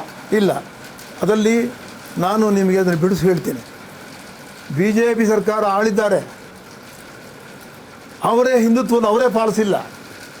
ಅವ್ರು ಯಾರನ್ನು ಕಳಿಸಿದ್ದಾರೆ? ಹೋಗಿ ಯಾರು ಹೋಗಿ ನಂಜನಗೂಡಲ್ಲಿ ಸ್ವಾಮಿಗಳು ಪೂಜೆ ಮಾಡಿ ಬನ್ನಿ ಅಂತ ಹೇಳಿದ್ದಾರೆ. ಆದರೆ ಅದು ರಾಜರದ ಮನೆ ಇದ್ದಿತ್ತು, ಆವಾಗ ಮಹಾರಾಜರ ಮನೆ ಇದೆ. ಮಹಾರಾಜರು ಏನು ಮಾಡೋದು, ಆವಾಗ ಮಹಾತಪಸ್ಸುಗಳು, ಜನರ ಭಾರತಿಗಳು, ನರಸಿಂಹಾರರು, ರುದ್ರಸಿಂಹಾರತಿಗಳು ಇದರಲ್ಲೆಲ್ಲೂ ಆ ಸಮಯದಲ್ಲಿ ಹೋಗಿ ಆಗ ಮಹಾರಾಜರಿಗೆ ಮೈಸೂರು ಬಗ್ಗೆ ತುಂಬ ಕಾಳಜಿ ಇತ್ತು, ಪ್ರಜೆಗಳ ಬಗ್ಗೆ ತುಂಬ ಕಾಳಜಿ ಇತ್ತು. ಪ್ರಜೆನೂ ಮಾತಾಡ್ಸೋರು. ಯಾವತ್ತೂ ಮೈಸೂರರ ಮನೆಯಿಂದ ಅರಣ್ಯ ನಾಶ ಆಗಿದ್ದೇ ಇಲ್ಲ. ಅರಣ್ಯ ಎಲ್ಲಿದೆ ಇವಾಗ ನಿಮಗೆ? ಎಲ್ಲ ಸುಡುಗಾಡಾಗ್ಬಿಟ್ಟಿದೆ. ಎಲ್ಲಿದೆ? ಆಗೇನು ಮಾಡೋದು, ಆಗ ಮಹಾತಪಸ್ವಿಗಳು ಅಂತಂದರೆ ಶೃಂಗೇರಿ ಪೀಠ ಇತ್ತು, ಶಂಕರಾಚಾರ್ಯ ತಿರುಮಲ ಪೀಠದ ಒಂದಾಗಿತ್ತು. ಆ ಪೀಠಕ್ಕೆ ಹೋಗಿ ಮ್ಯಾನ್ಯಲ್ಲಿದೆ ಶೃಂಗೇರಿ ಗುರುಗಳು ಹೋಗಿ ಅಲ್ಲಿ ಪೂಜೆ ಮಾಡಬೇಕು ಅಂತ ಒಂದು ಬರೆದಿಯಾರದಲ್ಲ. ಅಲ್ಲೇನಾಗಿದೆ ಅವತ್ತು ಮಾಡುವಾಗ ಶೃಂಗೇರಿ ಗುರುಗಳು ಹೋಗಬೇಕು ಅಂತಿದೆ, ಅವ್ರ ಜೊತೆ ಯಾರು ಹೋಗಬಾರ್ದು ಅಂತ ಬರೆದಿಯಾರ ಇಲ್ವಲ್ಲ. ಅದು ಈಗೇನು ಹೇಳ್ತಾರೆ ಅವರು, ಸರ್ಕಾರ ಹೇಳುತ್ತೆ ಇಲ್ಲ ಶೃಂಗೇರಿ ಗುರುಗಳು ಹೋಗ್ಲಿ ಬೇಕಾರೆ ಬಿಟ್ಕೊಡ್ತೀವಿ, ಅವ್ರ ಜೊತೆಗೆ ಯಾರಿಗೂ ಹೋಗ್ಬಿಡೋಕ್ಕಾಗಲ್ಲ, ಬೇರೆಯವರೆಲ್ಲ ಕೇಳ್ತಾರೆ ಅಂತ. ಕರ್ನಾಟಕ ಮ್ಯಾನ್ಯುಯಲಲ್ಲೇ ಇರುವಾಗ ಶೃಂಗೇರಿ ಹೋಗಬೇಕು ಅಂತ ಏನು ಗುರುಗಳು ಒಬ್ಬರೇ ಹೋಗೋಕ್ಕಾಗುತ್ತಾ? ಅವರು ದಂಡ, ಅವ್ರ ಕೋಲು, ಅವ್ರ ಕಮಂಡಲು, ಅವರ ಕೂತ್ಕೊಳ್ಳೋ ಆಸನ, ಮಡಿನಲ್ಲಿ ಪೂಜೆ ಮಾಡೋಕ್ಕೆ ಸಹಾಯ ಬೇಕಲ್ಲವ. ಅದನ್ನು ನೀವು ಬಿಡೋಲ್ಲ ಅಂತ ಪೂಜೆ ಯಾಕೆ ಮಾಡ್ತಾರೆ? ಮನೆ ಗುರುಗಳು ಹೋಗಿದ್ದಾರೆ, ಸನ್ನಿಧಾನಗಳು ಹೋಗಿದ್ದಾರೆ, ದೇವರು ಕೈ ಮುಗಿದ್ರು ಬಂದರು, ರಾಜ್ಯವನ್ನು ರಾಷ್ಟ್ರವನ್ನು ಕಾಪಾಡಪ್ಪ ಎಲ್ಲರೂ ಸುಖವಾಗಿ ಅಂತ ಹೇಳಿಬಿಟ್ರು ಬಂದುಬಿಟ್ರು. ಪೂಜೆಗೂ ಪ್ರಾರ್ಥನೆಗೂ ವ್ಯತ್ಯಾಸ ಇದೆ ಅಲ್ವಾ? ಪೂಜೆ ಇಸ್ ಪ್ರಾಕ್ಟಿಕಲ್, ಪ್ರಾರ್ಥನೆ ಈಸ್ ಓನ್ಲಿ ಪ್ರಾರ್ಥನೆ. That's all. ಗುರುಗಳೇ, ಒಂದು ಡಿ ಕೆ ಶಿವಕುಮಾರ್ ಕುರಿತ ಒಂದು ಪ್ರಶ್ನೆ. ಡಿ ಕೆ ಶಿವಕುಮಾರ್ ಅವರು ಒಬ್ಬ ಮಹತ್ವಾಕಾಂಕ್ಷಿ ರಾಜಕಾರಣಿ. ಒಂದಿಲ್ಲ ಒಂದಿನ ನಾನು ಈ ರಾಜ್ಯದ ಮುಖ್ಯಮಂತ್ರಿ ಆಗೇ ಆಗ್ತೀನಿ ಅನ್ನೋ ಕನಸಿಟ್ಕೊಂಡವರು. ಆ ನಿಟ್ಟಿನಲ್ಲಿ ಅವರು ಕಾರ್ಯೋನ್ಮುಖ ಕೂಡ ಆಗಿದ್ದಾರೆ. ಸೊ ಕಳೆದ ಚುನಾವಣೆ ಆದ ಸಂದರ್ಭದಲ್ಲೂ ಕೂಡ ಕಾಂಗ್ರೆಸ್ ಪಕ್ಷಕ್ಕೆ ಬಹುಮತ ಬಂದಾಗ ಹಲವಾರು ರೀತಿಯ ಸರ್ಕಸ್ ಮಾಡಿದರು, ಆದರೆ ಅವರಿಗೆ ಮುಖ್ಯಮಂತ್ರಿ ಪದವಿ ಒಲಿಲಿಲ್ಲ. ಏನೋ 30 ತಿಂಗಳು ಅಗ್ರಿಮೆಂಟ್ ಆಗಿದೆ ಸಿದ್ದರಾಮಯ್ಯ ಅವರು ಮತ್ತು ಅವರ ನಡುವೆ ಅಂತ ಹೇಳ್ತಾರೆ. ಸೊ ನಿಜವಾಗಲೂ ಇದೇ ಸರ್ಕಾರದ ಅವಧಿಯಲ್ಲಿ ಡಿ ಕೆ ಶಿವಕುಮಾರ್ ಅವರಿಗೆ ಮುಖ್ಯಮಂತ್ರಿ ಆಗೋ ಯೋಗ ಇದೆಯಾ? ನಾನು ಶಿವಕುಮಾರ್ ನಮ್ಮ ಹತ್ರ ಬಂದಾಗ ಏನೂ ಆಗಿರಲಿಲ್ಲ. ಅವರು ನಂತರ ಬಂದಾಗ ನಾನು ಅವರ ವಿಷಯದಲ್ಲಿ ತುಂಬ ಅಧ್ಯಯನ ಮಾಡಿ ಅವರ ಹುಟ್ಟಿದ ಸಮಯ ನೋಡಿ ಅವ್ರಿಗೆ ಹೇಳಿದ್ದೇನೆ. ನಾನು ಹೇಳಿದಾಗ ಅವ್ರ ಕನಸಲ್ಲೂ ಇರಲಿಲ್ಲ, ನನಸಲ್ಲೂ ಇರಲಿಲ್ಲ ಮುಖ್ಯಮಂತ್ರಿ ಆಗ್ತೀನಿ ಅಂತ. ನಾನು ಹೇಳಿದ್ದು, ಅಯ್ಯ ನೀನು ಧರ್ಮಶ್ರದ್ಧೆ ದೈವಶ್ರದ್ಧೆ ಇಟ್ಕೊಂಡು ಪ್ರಜಾಕಲ್ಯಾಣ ಮನಸ್ಸಲ್ಲಿ ಇಟ್ಕೊಂಡ್ರೆ ಖಂಡಿತವಾಗಲೂ ನೀನು ಮುಖ್ಯಮಂತ್ರಿ ಹೋಗೋಕ್ಕಾಗುತ್ತಪ್ಪ, ಜಾತಕ ಸೂಚನೆ ಮಾಡ್ತೀವಿ. ಅಷ್ಟೇ ಅಲ್ಲ, ಭಾರತ ರಾಷ್ಟ್ರ ರಾಜಕಾರಣದಲ್ಲಿ ಕೂಡ ಶ್ರದ್ಧೆ ಮಾಡ್ಬೋದು. ಒಂದು 5 ಮಹಾಪುರುಷರಿದ್ದಾರೆ ಇಡೀ ಈ ಭರತಖಂಡದಲ್ಲಿ, ಅವ್ರ ಮಟ್ಟಕ್ಕೆ ಬೇಕಾದ್ರೆ ಬೆಳಿಬೋದು. ಆದರೆ ನಿನ್ನ ನಿಲುವು, ನಿನ್ನ ಧರ್ಮ, ನಿನ್ನ ಶ್ರದ್ಧೆ ಪ್ರಜೆಗಳಿಗೆ ಏನು ಕೊಡ್ತೀಯ ಎಂದು ನೋಡ್ತಾನೆ. ನೋಡು, ರಾಜ ಹುದ್ದೆ ಪಾಪಕರವಾದದ್ದು. ಪ್ರಜೆಗಳನ್ನು ತೃಪ್ತಿ ಮಾಡಿದ್ರೆ ಅದನ್ನು ಒಂದು ಸಲ ರಾಜನೇ ಭಿಕ್ಷುಕನಾಗಿದ್ದು ಗೊತ್ತಿದೆ, ಕತೆ ಕೇಳಿದೆಯಾ? ಅದನ್ನು ರಾಜನು ತನಗಿಂತ ಪೂಜೆ ಮಾಡದೇ ಮುಂದಿನ ದಿನದಲ್ಲಿ ಭಿಕ್ಷೆ ಕೊಡ್ತಾನೆ, ಶಾಸ್ತ್ರ ಇದೆ, ಧರ್ಮ ಹೇಳುತ್ತೆ ಅಂಥೇಳಿ ನಾನು ಅವನಿಗೆ ನೀನು ಒಬ್ಬ ಚೀಫ್ ಮಿನಿಸ್ಟರ್ ಆಗ್ತೀಯಾ ಅಂತ ಹೇಳಿದ್ದು ನಿಜ. ನನ್ನ ಬಾಯಲ್ಲಿ ಬಂದ ಮೇಲೆ ಸುಳ್ಳಾಗಲ್ಲ. ನಾನು ಸ್ವಾರ್ಥಕ್ಕೆ ನಾನೇನು ಹೇಳಿಲ್ಲ. ನಾನೇನು ಮಗು ನನ್ನ ಸೈಡ್ ಕೊಡೋದು ಕೂಡ ನಾನು ಯಾವತ್ತೂ ಏನು ಕೇಳೋದಲ್ಲ, ಏನು ಮಾಡಿಕೊಂಡು ನಾನು ಏನು ಕೇಳಲಿಲ್ಲ. ಹೇಳಿ ನೋಡಿ, ದಿನ ಸತ್ಯ ಹೇಳಬೇಕು ಅಂದರೆ 28 ವರ್ಷದಿಂದ ಕೇಸ್ ಹಾಕ್ಕೊಂಡು ನನ್ನ ಸರ್ಕಾರಿ ಕೆಲಸದೇ ಕೇಸ್ ನಡೀತಾ ಇದೆ. 26 ವರ್ಷ ಆಗಿದ್ದು ಅದು ಜಡ್ಜ್ಮೆಂಟ್ ಬಂದಿಲ್ಲ. ಹೋಗಿ ಕೇಳಲ್ಲ, ಕೇಳಿದ್ರು ಮಾಡೋಲ್ಲ. ಅವ್ರನ್ನ ಕೇಳಿ ಯಾಕೆ ನಾವು ಅವಮಾನ ಮಾಡಿಸ್ಕೋಬೇಕು? ಬೇಡಪ್ಪ, ಏನು ಕೇಳೋದೇ ಬೇಡ, ದೇವ್ರ ಇಚ್ಛೆ ಬಿದ್ದಂಗೆ ಆಗಲಿ. ಯಾಕೆ ಹೇಳಿದೆ ನಿಮಗೆ ಅಂತಂದರೆ, ಅಲ್ಲಿ ನಾನು ಯಾವ ಸ್ವಾರ್ಥವಿಲ್ಲದಲೇ ಅವ್ರಿಗೆ ಹೇಳಿದ್ದೀನಿ. ಅವ್ರಿಗೆ ಅದಾಗಲೇಬೇಕು, ಅದಾಗಕ್ಕೆ ಕಾಲ ಬರಬೇಕು. ಆ ಕಾಲಮಟ್ಟದಲ್ಲಿ ನೀವೇ ಹಂಚ್ಕೊಂಡ್ಬಿಟ್ಟಿರಲಿಲ್ಲ. 2.5 ವರ್ಷ ಹಾಕಿ 1 ವರ್ಷ ಮಾತ್ರ ಆಗಿದೆ. ಇನ್ನು 1 ವರ್ಷ ಕಾಯಬೇಕಲ್ಲ. 1 ವರ್ಷದ ಭವಿಷ್ಯ, 1 ವರ್ಷದ ಭವಿಷ್ಯ, ಮುಂದಿನ 1 ವರ್ಷದ ಭವಿಷ್ಯ ಇವತ್ತು ಯಾಕೆ ಹೇಳ್ಬೇಕು ನಾವು? ಬಟ್ ಯೋಗ ಅಂತೂ ಇದೆ, ಖಂಡಿತ ಆಗ್ತಾರೆ. ಸಿದ್ದರಾಮಯ್ಯ ಅವರು ಯಾವುದೇ ಜಾತಕ ಆಗಲಿ, ಯಾವುದೇ ಶಾಸ್ತ್ರ ಆಗಲಿ ಯಾವುದೂ ನಂಬೋರಲ್ಲ. ಸೊ ಅವರ ಭವಿಷ್ಯ ಹೀಗಿದೆ. 5 ವರ್ಷ ಅವರೇ ಮುಖ್ಯಮಂತ್ರಿ ಆಗಿರ್ತಾರ? ಅವ್ರು ಏನೂ ಅಲ್ಲ ಅನ್ನೋದು ನಾನು ಒಪ್ಪಲ್ಲ. ನಾನು ಖಂಡಿತ ಒಪ್ಪಲ್ಲ. ನಾನು ಸಿದ್ದರಾಮಯ್ಯ ಅವ್ರನ್ನ ಹತ್ತಿರ ನೋಡಿದ್ದೀನಿ, ನಮ್ಮ ಮನೆಗೆ ಬಂದಿದ್ದಾರೆ, ನನ್ನ ಪರಿಚಯ ಇದೆ. ಈ ಕರ್ನಾಟಕ ರಾಜ್ಯದಲ್ಲಿ ಮೊದಲು ಈ ಮುಖ್ಯಮಂತ್ರಿ ಆಗ್ತಾರೆ 2006ರಲ್ಲಿ ಹೇಳಿ ಬಂದು ನಾನು ಮತ್ತು ಶ್ರೀರಂಗಪಟ್ಟಣದ ಭಾನುಪ್ರಕಾಶ್ ಅವರೊಬ್ಬರೇ, ಇನ್ಯಾರೂ ಹೇಳಿರಲಿಲ್ಲ. ಅಲ್ಲಿ 2 ಮಾತೇ ಇಲ್ಲ ಅದರಲ್ಲಿ. ಅದರಂತೆ ಆಗಿದ್ದಾರೆ. ಅವ್ರಿಗೆ ಜನದ ಒಲವು ಇದೆ, ಅವ್ರದ್ದೇ ಆದ ಒಂದು ಜನ ಅವರಿಗೆ ಸಹಾಯ ಮಾಡುತ್ತಿದ್ದಾರೆ. ಅದರ ಬಗ್ಗೆ ನಾನೇನು ಹೇಳೋದಿಲ್ಲ. ಆದರೆ ಆರೋಗ್ಯ ಅದು ಹೇಳ್ತೀನಿ ಕೇಳಿದೆ ಬಂದು ಅಲ್ಲಿಗೆ. ಆದರೆ ಅವ್ರ ಬೆನ್ನಿಂದೆ ಅವ್ರ ಧರ್ಮಪತಿಯವ್ರ ಪುಣ್ಯ ಇದೆ. ಅವ್ರು ತುಂಬ ಪೂಜೆ ಪುನಸ್ಕಾರ ಎಲ್ಲ ಮಾಡ್ತಕ್ಕಂಥವ್ರು. No man is successful woman is behind successful man a woman is there. ಸಿದ್ದರಾಮಯ್ಯವ್ರದ್ದು ಅದೇ ವುಮನ್ ಅಂದರೆ ಅವರೇ, ಅವ್ರ ಹೆಂಡ್ತಿನೇ. ಆದ್ದರಿಂದ ಈಗ ಮುಖ್ಯಮಂತ್ರಿಗಳು ಆಗಿದ್ದಾರೆ. ಮುಖ್ಯಮಂತ್ರಿಗಳಾಗಿದ್ದಾರೆ, ಶಾಶ್ವತವೇನಿಲ್ಲ. ಹದ್ದವ್ರು ಇಳಿಬೇಕು, ಇಳಿದು ಹತ್ಕೊಳ್ಳೇಬೇಕು. ಕಾಲಘಟ್ಟದಲ್ಲಿ ಈ ರಾಜ್ಯದಲ್ಲಿ ಖಂಡಿತವಾಗಲೂ ಶಿವಕುಮಾರ್ ಅವರು ಮುಖ್ಯಮಂತ್ರಿ ಆಗ್ತಾರೆ ಅಂತ ಧಾರಾಳವಾಗಿ ಹೇಳಬಲ್ಲೆ. ಆದರೆ ಒಂದು ಎಚ್ಚರಿಕೆ ಮಾತು ಹೇಳಬೇಕು ನಾನು. ಏನು ಹೇಳಬೇಕು ಅಂತಂದರೆ, ಈ ತನಕ ಈ ರಾಜ್ಯದಲ್ಲಿ ಯಾರೂ ವೀರೇಂದ್ರ ಪಾಟೀಲ್ ಬಿಟ್ಟರೆ ಅನಾರೋಗ್ಯ ಹೊಂದಿ ಆಗ ರಾಜ್ಯವನ್ನು ತೆಗೆದುಬಿಟ್ರೆ ಇಲ್ಲಿ ಚರಿತ್ರೆಯಲ್ಲಿ ಯಾರು ಯಾವ ಮುಖ್ಯಮಂತ್ರಿಗಳನ್ನು ತೆಗೆದಿದ್ದಿಲ್ಲ. ನಾನು ಇಷ್ಟೇ ಪ್ರಾರ್ಥನೆ ಮಾಡ್ತಕ್ಕಂಥದ್ದು, ಅವರ ಮನೆ ದೇವರು ಹುಂಡಿ ಸಿದ್ದರಾಮಯ್ಯ ಅವ್ರಿಗೆ ಒಳ್ಳೇದು ಮಾಡಲಿ, ಆರೋಗ್ಯ ಕೊಡಲಿ. ಆರೋಗ್ಯಕ್ಕೆ ವಿಶೇಷವಾದ ಗಮನ ಕೊಡಲೇಬೇಕು ಅವರು. ನಾನು 1.5 ವರ್ಷ ಅವೆಲ್ಲ ಹೇಳಲ್ಲ, 2 ವರ್ಷ ಭಾಗ ಮಾಡ್ಕೊಂಡಿದ್ದಾರಲ್ಲ, ಆ ಭಾಗದ ಬಗ್ಗೆ ಮಾತಾಡಲ್ಲ. ಪರಮಾತ್ಮನು ನಮಗೆ ಏನು ಕೊಡದೇ ಇದ್ದರೂ ಬೇಡ, ಒಳ್ಳೆ ಆರೋಗ್ಯ, ಒಳ್ಳೆ ಕೆಲಸ ಮಾಡೋ ಸದಾವಿಷ್ಯ, ಧೈರ್ಯ, ಕೀರ್ತಿ, ಯಶೋಲಾಭ ಕೊಟ್ಟರು ಸಾಕು ಅಂತ ಪ್ರಾರ್ಥನೆ. ಅದೇ ಪ್ರಾರ್ಥನೆ ನಮ್ಮ ಪ್ರಾರ್ಥನೆ. ಆ ಪ್ರಾರ್ಥನೆಯಲ್ಲಿ ಇನ್ನು 1.5 ವರ್ಷ ಇರಬೇಕು ಅಂತಾದರೆ ಆರೋಗ್ಯ ಸ್ವಚ್ಛವಾಗಿ ಕಾಪಾಡಿಕೊಳ್ಳಲೇಬೇಕು. ಅವರು ಆರೋಗ್ಯಕ್ಕೆ ಗಮನ ಕೊಡಬೇಕು. ನಾನು ಇದನ್ನು ನಿಖರವಾಗಿ ನಿರ್ದಾಕ್ಷಿಣ್ಯವಾಗಿ ಯಾರ ಒಂದು ಒತ್ತಡ ಕೊಡೋದಾದರೆ ಯಾರನ್ನೂ ನಾನು ಪ್ಲೀಸ್ ಮಾಡ್ಕೊಂಡು ನನಗೇನು ಆಗಬೇಕಾಗಿಲ್ಲ. ರಾಜ್ಯದ ದೃಷ್ಟಿಯಿಂದ ಏಕಾಏಕಿ ಒಬ್ಬ ಮನುಷ್ಯನಿಗೆ ಆರೋಗ್ಯ ಕೆಟ್ಟೋಗ್ಬಿಟ್ರೆ ಆಗ ನಮ್ಮ ರಾಜ್ಯ ಏನಾಗುತ್ತವಾಗ, ಹಿಂದೊಟ್ಟೋಗುತ್ತವಾಗ. ಅದು ಹೋಗಬಾರ್ದು ದೃಷ್ಟಿಯಿಂದ ಸಿದ್ದರಾಮಯ್ಯವ್ರಿಗೆ ನಿಮ್ಮ ಚಾನಲ್ ಮೂಲಕ ಆರೋಗ್ಯವನ್ನು ಕಾಪಾಡಿಕೊಳ್ಳಿ, ಶ್ರೀಕಂಠೇಶ್ವರ ಆರೋಗ್ಯವನ್ನು ಕೊಡಲಿ ಅಂತ ಖಂಡಿತವಾಗಿ ನಾನು ಹೇಳ್ತೀಯ. ಈ ಲೋಕಸಭೆ ಚುನಾವಣೆಯಲ್ಲಿ ರಾಜ್ಯದಲ್ಲಿ ಕಾಂಗ್ರೆಸ್ ಪಕ್ಷದ ಕೈ ಮೇಲಾಗತ್ತಾ ಅಥವಾ BJP? ನೋಡಿ, ನಾನು ಬಹಳ ವಿಶ್ಲೇಷಣೆ ಮಾಡಿ ಕಾಲಾನುಕಾಲಘಟ್ಟಕ್ಕೆ ನಮ್ಮ ದಿಗ್ವಿಜಯ ಚಾನಲ್ ಇತ್ತು, ಹಲವಾರು ಸತಿ ಹೇಳಿದ್ದೀನಿ. ನಾನು 2 ವಿಷಯ ಪ್ರಸ್ತಾಪ ಮಾಡಿದ್ದೀನಿ. ಒಂದು ವಿಷಯ, ಅಕಾಲದಲ್ಲಿ ಅಕಾಲದ ಮಳೆ ಬರಬಾರ್ದು, ಏನೋ ಅಕಾಲದಲ್ಲಿ ರಾಜರನ್ನು ಬದಲಾವಣೆ ಮಾಡಬಾರ್ದು ಅಂತ ಒಂದು ಪ್ರತೀತಿ ಇದೆ. ಪ್ರತೀತಿಯಲ್ಲಿ ಯಾತಕ್ಕೆ ನೀವು ಎಳೆದತ್ತವ್ರು ತೆಗೆದ್ರಿ? ಆಗ ಅಲ್ಲೇ ಫೇಲ್ ಆಗಿದೆ. ಬೊಮ್ಮಾಯಿರವ್ರು ಮಾಡೋಕ್ಕಾಯ್ತಾ? ಯಾರು ಮಾಡಿದವ್ರು ನೀವು ಒಪ್ಕೋತೀರಾ? ನಮ್ಮ ರಾಜ್ಯಕ್ಕೆ ಯಾರು ಕೊಟ್ಟಿದ್ದಾರೆ ಒಪ್ಕೋತೀರಾ ನೀವು? ನಾಳೆ ನೀವು ಉತ್ತರ ಹೇಳಿ, ನೀವು ಕಡಕ್ಕೆ ಉತ್ತರ ಹೇಳಿ, ಕೊಟ್ಟಿದ್ದಾರಾ ಕೊಟ್ಟಿಲ್ಲ ಪ್ರಜೆಗಳಿಗೆ ಅಂತ. ಕೊಟ್ಟಿಲ್ಲ ಅಷ್ಟೇ, ಕೊಡೋಕ್ಕಾಗಿಲ್ಲ ಅವ್ರ ಕೈಗೆ. ಆದರೆ ಅವ್ರ ಶಕ್ತಿ ಇಲ್ಲ ಅವರಿಗೆ. ಅವ್ರ ತಂದೆಯವರು ಹಾಗೆ ಇದ್ರು, ಆದರೆ ಒಳ್ಳೆಯ ಜನ, ಸಜ್ಜನರು, ಆದರೆ ಅವ್ರ ಕೈಯಲ್ಲಿ ಮಾಡೋಕ್ಕೆ ಶಕ್ತಿ ಇಲ್ಲ. ಯಡಿಯೂರಪ್ಪನವರು ಬುದ್ಧ ಮಾಡಕ್ಕೆ ಬಿಡ್ತಾರೆ. ಅವ್ರಿಗೊಂದು ಸಾಮರ್ಥ್ಯ ಅದು, ಒಂಥರ ಹುಲಿ ಥರ ಅವರು ಮಾಡಿದರು. ಅದು ತೆಗೆದೇ ತಪ್ಪು. ಅವರು ತೆಗೆದ ಮೇಲೆ ಸೋಲಲ್ಲೇ ಇದ್ದಾರೆ. ಇನ್ನೂ ಆ ಪಕ್ಷಕ್ಕೆ ನನಗೇನು ಜಯ ಕಾಣ್ತಾ ಇಲ್ಲ. ನನಗೆ 28ಕ್ಕೆ 28 ಸೀಟ್ ಬರೋದು ಅದು ಶುದ್ಧ ಸುಳ್ಳಿನ ಮಾತದು.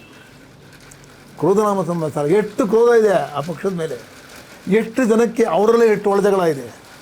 ಅವ್ರ ಮಗ ಆಗಿದ್ದಾರೆ ಅಂತ ಎಷ್ಟು ಜನ ಶಾಪ ಹಾಕ್ತಾ ಇದ್ದಾರೆ ನೋಡ್ತಿದ್ರಲ್ಲ. ಅಂದರೆ ಇನ್ನೊಬ್ಬರು ಕ್ರೋಧ ಎಲ್ಲ ತೊಗೊಂಡು ನೀವು ಜೀವಿಸೋಕ್ಕಾಗತ್ತಾ? ನೀವು ಕ್ರೋಧ ಅಂದರೆ ಯಾವುದು? ವಿಷ. ಇನ್ನೊಬ್ಬರ ವಿಷವನ್ನು ಕುಡಿದು ವರ್ಗಿಸ್ಕೋಬೇಕಾದ್ರೆ ನಮ್ಮಲ್ಲಿ ದೈವಶಕ್ತಿ ಇರಬೇಕು. ಅಂಥ ದೈವಶಕ್ತಿ ಸಂಪಾದನೆ ಮಾಡೋಕ್ಕೆ ಸಮಯ ಎಲ್ಲಿದೆ ಅವ್ರಿಗೆ? ಆದ್ದರಿಂದ ಈ ಒಂದು MP ಚುನಾವಣೆಯಲ್ಲಿ ಖಂಡಿತವಾಗಿ 25, 28 ಅಲ್ಲಿ 400 ಬಾಲರಾಮನ ಎದ್ದು ಬಂದರೂ ಕೂಡ ಈ ರಾಷ್ಟ್ರದಲ್ಲಿ 400 ಸೀಟು ಬರೋದು ಅಸಂಭವ. ಇಲ್ಲಿ ಕೂಡ 28 ಸೀಟು BJP ಬರೋದು ಅಸಂಭವ. ಅರ್ಧ ಭಾಗ ಬಂದರೆ ಅವರ ಪುಣ್ಯ ಅಷ್ಟೇ. ಗುರುಗಳ ಇನ್ನೊಂದು, ಈ ಚುನಾವಣೆಯಲ್ಲಿ ವಿಜೇಂದ್ರ ಅವರು BJPಯ ರಾಜ್ಯಾಧ್ಯಕ್ಷರಾಗಿ ಅವರಿಗೆ ಜವಾಬ್ದಾರಿ ಕೊಟ್ಟಾಗಿದೆ. ಒಂದು ರೀತಿ ಈ ಚುನಾವಣೆ ಅವರಿಗೆ ರಾಜಕೀಯ ಅಳಿ ಉಳಿವಿನ ಪ್ರಶ್ನೆ ಹಾಗೂ ಒಂದು ದೊಡ್ಡ ಅಗ್ನಿ ಪರೀಕ್ಷೆ. ಈ ಚುನಾವಣೆ ಮೂಲಕ BY ವಿಜೇಂದ್ರ ಅವರು ಒಬ್ಬ ನಾಯಕರಾಗಿ ಹೊರಹೊಮ್ಮುವ ಸಾಧ್ಯತೆ ಇದೆಯಾ? ಅವ್ರ ಗ್ರಹಗತಿಗಳು ಏನು ಹೇಳ್ತಾರೆ? ವಿಜೇಂದ್ರ ಅವ್ರು ನಾನು ಹತ್ತಿರದಿಂದ ಬಲ್ಲೆ. ಏನಂದ್ರೆ ನಮಗೆಲ್ಲ ಒಂದು ಅಭ್ಯಾಸ, ಯಾರನ್ನು ಬೇಕೋ ಉಪಯೋಗಿಸ್ಕೋತೀವಿ, ಬಿಟ್ಬಿಡ್ತೀವಿ. ನನ್ನ ತನ ಯಾವುದೋ ವಿಚಾರಕ್ಕೆ ಬಂದಿದ್ದರು, ನನಗೆಲ್ಲ ಸಹಾಯ ಮಾಡಿದ್ದೀನಿ. ಅವರು ಆಮೇಲೆ ನಮ್ಮ ಮರ್ತರು, ಪರವಾಗಿಲ್ಲ, ನಮಗೆಲ್ಲ ನಾವು ಅವೆಲ್ಲ ಚಿಂತನೆ ಮಾಡಲ್ಲ. ಯಾರು ಬರಲಿ ಹೋಗಲಿ, ನಮಗೆ ನಮ್ಮ ರಾಷ್ಟ್ರ ಚೆನ್ನಾಗಿರಬೇಕು. ಆದರೆ ವಯಸ್ಸು ಇನ್ನೂ ಚಿಕ್ಕದು. ಆಮೇಲೆ ರಾಷ್ಟ್ರದಲ್ಲಿ ಸಂಘರ್ಷ ನಡೀತಾ ಇದೆ, ಜಾತಿ ಸಂಘರ್ಷ, ಕೆಲಸ ಮಾಡದೇ ಇರೋ ಸಂಘರ್ಷ, ಉನ್ಮತ್ತರಾಗಿರ್ತಕ್ಕಂಥ ಒಂದು ಪರಿಸ್ಥಿತಿ ರಾಷ್ಟ್ರ ನಡೀತಾ ಇದೆ. ಈ ಸಮಯದಲ್ಲಿ ತಗೊಂಡಾಗ ನೀವೇ ನೋಡಿದರೆ ಎಷ್ಟು ವಿರೋಧಿಗಳಿದ್ದಾರೆ ಅಂತ ಹೇಳಿ. ಅವ್ರ ಗಡಿಯವರೇ ವಿರೋಧಿಗಳಾಗಿದ್ದಾರೆ. ಆ ವಿರೋಧ ಇಟ್ಕೊಂಡು ಅವರು ಸಕ್ಸಸ್ಫುಲ್ ಆಗೋಕ್ಕಾಗುತ್ತೆ? ಅಥವಾ ನಮ್ಮ ಸನ್ಮಾನ್ಯ ಯಡಿಯೂರಪ್ಪನವರು ತುಂಬ ಬೇಗ ತಂದುಬಿಟ್ರೆ ಅವರನ್ನು? ಈ ಚುನಾವಣೆ ವಿಜೇಂದ್ರ ಅವರ ಮುಂದಿನ ರಾಜಕೀಯ ಭವಿಷ್ಯವನ್ನು ನಿರ್ಧಾರ ಮಾಡುತ್ತಾ? ರಾಜಕೀಯ ಭವಿಷ್ಯ ಇಲ್ಲ ಅಂತ ನಾನು ಹೇಳಲ್ಲ. ಹುಲಿ ಹುಟ್ಟೋದು ಹುಲಿಯೇ ಹುಟ್ಟೋದು, ಇಲಿ ಹುಟ್ಟಲ್ಲ. ಸಮಯ ಕಾಯಬೇಕಾಗಿತ್ತು. ನನಗೆ ತಿಳಿದಿರೋಂಗೆ ಯಡಿಯೂರಪ್ಪನವ್ರಿಗೆ ರಾಹುಭಕ್ತಿ ನಡೀತಾ ಇದೆ. ರಾಹುದೋಷ ಅಷ್ಟೊಂದು ಪ್ರಗತಿ ಕೊಡೋದಿಲ್ಲ, ಇನ್ನು ಸ್ವಲ್ಪ ಸಮಯ ಕಾಯಬೇಕಾಗತ್ತೆ. ಆದರೆ ವಿಜಯೇಂದ್ರ ಅವರು ವಿಜಯೇಂದ್ರನೇ, ಯಡಿಯೂರಪ್ಪನವರೇ. ಅವರ ತಂದೆ ಹಾಗೆ ಅದನ್ನು ತಗೊಂಡೋಗೋದು ಸಾಧ್ಯವಾಗಬೇಕಾದ್ರೆ ಇನ್ನೂ ಅನುಭವ ಬೇಕು. ಅನುಭವ ತೊಗೊಂಡಾಗಲೇ ಸಿದ್ಧಿ ಆಗ್ತಕ್ಕಂಥ. ರಾಜ್ಯದಲ್ಲಿ ಇತ್ತೀಚೆಗೆ ನೀವು ನೋಡಿರ್ಬೋದು, ಒಂದು ಪ್ರಜ್ವಲ್ ರೇವಣ್ಣ ಅವರ ಒಂದು ಅಶ್ಲೀಲ ವಿಡಿಯೋ ವೈರಲ್ ಆಗಿ ಕಂಬಿ ಹಿಂದೆ ನಿಲ್ಲೋ ಪರಿಸ್ಥಿತಿ ಬಂದಾಗಿದೆ. ಇದಕ್ಕೆಲ್ಲ ಮೂಲ ಕಾರಣ ಒಂದು ಆರೋಪ ಮಾಡ್ತಾ ಇರೋದು HD ಕುಮಾರಸ್ವಾಮಿ ಅವರು, DK ಶಿವಕುಮಾರ್ ಅಂತ. ಈ ಹಿಂದೆ ಒಂದು ಅಶ್ಲೀಲ ವಿಡಿಯೋ ಬಂದಾಗಲೂ ಕೂಡ ರಮೇಶ್ ಜಾರಕಿಹೊಳಿ ಅವರದು, ಆವಾಗಲೂ ಕೂಡ DK ಶಿವಕುಮಾರ್ ಅವರ ಪಾತ್ರದ ಬಗ್ಗೆ ಹೆಚ್ಚು ಕೇಳಿ ಬಂದಿತ್ತು. ಈ ಬಗ್ಗೆ ನಿಮಗಿರೋ ಮಾಹಿತಿ ಅಥವಾ ಆರೋಪ ಪ್ರತ್ಯಾರೋಪಗಳು ಶಿವಕುಮಾರ್ ಅವರು ಕುಮಾರಸ್ವಾಮಿ ಮಾಡಬೇಕಾದ್ರೆ ಧರ್ಮ, ಅವರೇ ಸ್ನೇಹಿತ ಮಾತಾಡ್ತಾರೆ, ಮಾಡಲ್ವಲ್ಲ ಅವರು. ಆರೋಪ ಮಾಡೋದು ಅವರು ಕಲಿತ ವಿದ್ಯೆ ಅಷ್ಟೇ. ಅದು ನಾನೇನು ಕಲಿತಿದ್ದೆ ಅದರಲ್ಲೇ ಹೇಳ್ತೀನಿ. ಆದರೆ ಇಂಥ ಒಂದು ಘಟನೆ ಈ ರಾಜ್ಯದಲ್ಲಿ ನಡಿಬಾರ್ದಾಗಿತ್ತು. ಇದರಲ್ಲಿ ಸತ್ಯ ಎಷ್ಟು ಸುಳ್ಳು ಎಷ್ಟು ನನಗದರ ಆಳ ನನಗೆ ಗೊತ್ತಿಲ್ಲ. ಆದರೆ ಮೇಲ್ನೋಟಕ್ಕೆ ಎಲ್ಲರೂ ತಪ್ಪು ಮಾಡಿದ್ದಾರೆ ಅಂತ ಹೇಳ್ತಾ ಇದ್ದಾರೆ. ಆದರೆ ನನಗೆ ರೇವಣ್ಣವ್ರ ಬಗ್ಗೆ ಆಗಲಿ, ಕುಮಾರಸ್ವಾಮಿ ಬಗ್ಗೆ ಆಗಲಿ, ಪ್ರಜ್ವಲ್ ಬಗ್ಗೆ ಆಗಲಿ ಯಾವ ದ್ವೇಷ ಭಾವನೆ ನನಗೆ ಯಾವುದೂ ಇಲ್ಲ. ಆದರೆ ಸತ್ಯದಲ್ಲೇ ಇದ್ದರೆ ಸತ್ಯ ಬಂದೇ ಬರುತ್ತೆ, ಸುಖ ಕೊಟ್ಟೇ ಕೊಡ್ತಾನೆ. ಸತ್ಯವನ್ನು ಮೀರಿ ಹೋಗಿದ್ದರೆ ಅದಕ್ಕೆ ಯಾರು ತಪ್ಪು ಮಾಡೋದು ಶಿಕ್ಷೆ ಕೊಟ್ಟೇ ಕೊಡ್ತಾನೆ ಪರಮಾತ್ಮ. ಆದ್ದರಿಂದ ಅಲ್ಲಿಗೆ ಆ ಮಾತನ್ನು ನಾನು ನಿಲ್ಲಿಸ್ತೇನೆ. ಈ ವಿಚಾರದಲ್ಲಿ ಸಂಯಮ ಒಂದು, ಇಂತಹ ಕರ್ನಾಟಕ ರಾಜ್ಯ ಚಾಮುಂಡೇಶ್ವರಿ ಆಳ್ತಿರ್ತಕ್ಕ ನಾಡಿಗೆ ಈ ಕೆಟ್ಟದ್ದು ಬರೋದು ಬೇಡ. ಈ ಕೆಟ್ಟದ್ದು ಉಪಶಮನವಾಗಲಿ, ಬೇಗ ಇದು ಮುಗೀಲಿ. ಇದನ್ನು ಯಾರು ನೋಡೋಕ್ಕೆ ಇಷ್ಟಪಡೋದಿಲ್ಲ. ಇದನ್ನು ಯಾರ ಮೇಲೆ ಮಹಿಳೆಯರು ಹಾಕ್ಕೊಳ್ಳೋದೇ ಇಲ್ಲ. ಅದನ್ನು ಮಹಿಳೆ ಮೇಲೆ ನೀವು 33% ರಿಸರ್ವೇಷನ್ ಕೊಡ್ತೀವಿ ಅಂತ ಹೇಳಿ ಭಾರತ ರಾಷ್ಟ್ರದಲ್ಲಿ ಪ್ರಧಾನಮಂತ್ರಿಗಳು ಹೇಳಿದ್ರು. ಕೊಟ್ಟಿದ್ದಾರಾ? ಮಹಿಳಾ ಎಲ್ಲ ಕೊಡ್ತೀವಿ ಅಂತ ಹೇಳ್ಬಿಟ್ರು, ಪಾರ್ಲಿಮೆಂಟ್ ಪಾಸ್ ಮಾಡಿಬಿಟ್ರು. ಕೊಟ್ಟಿದ್ದಾರಾ ಹೇಳಿ? ನೀವು ಹೇಳಬೇಕಲ್ಲ ಇವಾಗ. ನೀವು ಮಹಿಳೆಯರ ರಾಷ್ಟ್ರವನ್ನೇ ರಾಷ್ಟ್ರವನ್ನು ಆಳಿದವರು ಕಾಪಾಡದೇ ಇದ್ದರೆ ಬೇರೆ ಯಾರು ಕಾಪಾಡ್ತಾರೆ ಸ್ವಾಮಿ? ಅಥವಾ ನಮ್ಮ ಸಿದ್ದರಾಮಯ್ಯ ಕೊಟ್ಟಿದ್ದಾರೆ, ಅಥವಾ ನಮ್ಮ ಶಿವಕುಮಾರ್ ಕೊಟ್ಟಿದ್ದಾರೆ? ಇಲ್ಲಿ ಯಾರಿಗೂ ಬೇಕಿಲ್ಲ. They cannot tolerate females coming up in the life. They don't want it. They want to put down all the women. That is not correct. Let them not forget, without a woman no production in reproduction in the world. ಜನ್ಮಕ್ಕೆ, ರಾಮನ ಜನ್ಮಕ್ಕೇನೆ ಕೌಶಲ್ಯ ಬೇಕಾಯಿತು, ರಾಮನಿಗೆ ದಸರ ಬೇಕಾಗಿತ್ತು. ನೀವು ಹೆಣ್ಮಕ್ಳು ದೂರ ಇಟ್ಟು ನೀವು ಆಟ ಆಡ್ತಿರ್ತೀರಾ, ಅಥವಾ ಹೆಣ್ಮಕ್ಳು ದುರ್ಬಳಕೆ ಮಾಡ್ಕೊಂಡು ಈ ರೀತಿ ಮಾಡ್ಕೋತೀರಾ? ನೀವು ಯೋಚನೆ ಮಾಡಬೇಕಾದ. ನಿಮ್ಮ ನೋಡಿ, ನಾನು 10 ಸತಿ ಹೇಳಿದ್ದೀನಿ, ಸೀತೆ ರಾಮನ ಹೆಂಡತಿಯಲ್ಲ, ಸೀತೆ ಸಾಕ್ಷಾತ್ ದುರ್ಗಿ. ಸೀತೆ ಅಂದರೆ ಮೊದಲು ಕಾಳಿ ಸ್ವರೂಪ. ಅವಳು ಹಾಕೊಂಡಿದ್ದು ಕಾಳಿ ಸ್ವರೂಪ ರಾವಣನ ಸಂಹಾರ ಮಾಡೋಕ್ಕೆ. ಆಮೇಲೆ ಮಹಾಲಕ್ಷ್ಮಿ ಸ್ವರೂಪ, ರಾಜ್ಯಕ್ಕೆ ರಾಷ್ಟ್ರಕ್ಕೆ ಸಾಮ್ರಾಜ್ಯ ಕೊಡೋಕ್ಕೆ.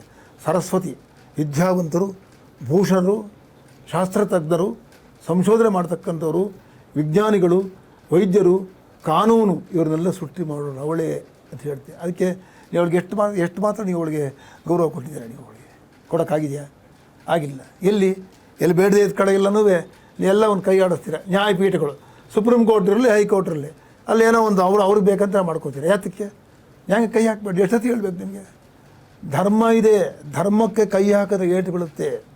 ಧರ್ಮ ಅನ್ನತಕ್ಕಂಥ ಒಂದು ಬೆಂಕಿ ಕೊಡೋದು, ಅದು ಮುಟ್ಟು ಹುರಿದು ಸತ್ತು ಹೋಗ್ತೀವಿ ನಾವೆಲ್ಲರೂ. ನಾವು ರಾಷ್ಟ್ರವನ್ನು ಆಳೋ ಮೋದಿ ಇರಲಿ, ನಾಳೆ ಮತ್ತೊಬ್ಬರು ಇರಲಿ, ಈ ರಾಜ್ಯವನ್ನು ಆಳೋ ಸಿದ್ದರಾಮಯ್ಯ ಮತ್ತೊಬ್ಬರು ಇರಲಿ, ಧರ್ಮಕ್ಕೆ ಮಾತ್ರ ಕೈ ಹಾಕಬಾರ್ದು.